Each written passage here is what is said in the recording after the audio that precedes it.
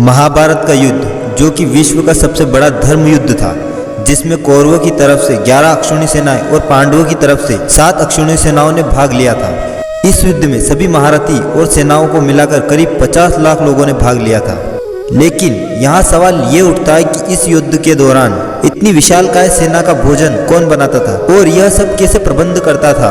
परंतु दोस्तों, जब रोज युद्ध में हजारों सैनिक मारे जाते थे तो उनका हिसाब किताब कैसे लगाया जाता था। दोस्तों, महाभारत जैसे धर्म युद्ध में भोजन का एक दाना व्यर्थ नहीं जाता था।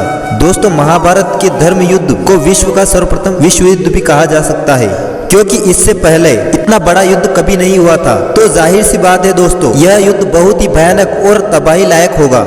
लेकिन दोस्तों, आज सवाल यह उठता है कि इतने बड़े विशाल युद्ध में खाना कौन बनाता था, क्योंकि दोस्तों जहां 50 लाख सैनिक प्रतिदिन आपस में भिड़ते थे, वहां खाने का सवाल तो उठेगा ही। तो कैसे पता लगाया जा सकता है कि शाम तक कितने सैनिक मारे जाते थे और कितने बचते थे।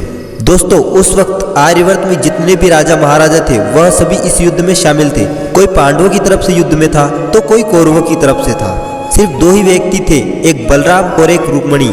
यह दो ही ऐसे व्यक्ति थे जिन्होंने युद्ध में भाग नहीं लिया था।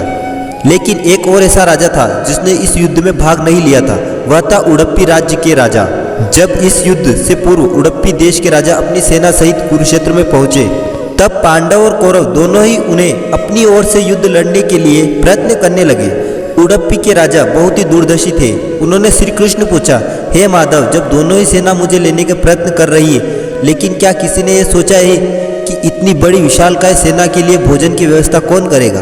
तब श्री कृष्ण ने कहा, हे राजन, आपका सवाल व चिंता दोनों ही बड़ी उचित है। लेकिन जब आप यह सवाल कर रहे हैं तो जाहिर सी बात है आपके पास इसका उपाय भी होगा। तो आप ही भोजन का प्रबंध देखो।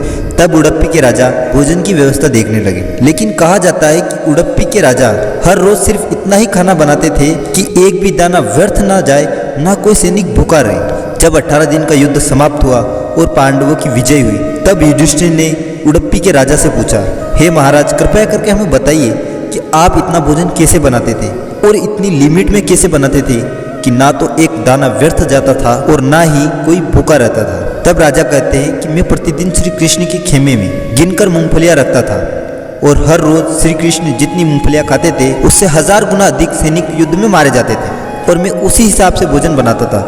यह जानकारी पाकर सभी चकित रह जाते हैं। कहते हैं कि श्री कृष्ण युद्ध न लड़ते हुए भी हर जगह हर मोमेंट पर श्री कृष्ण मौजूद थे।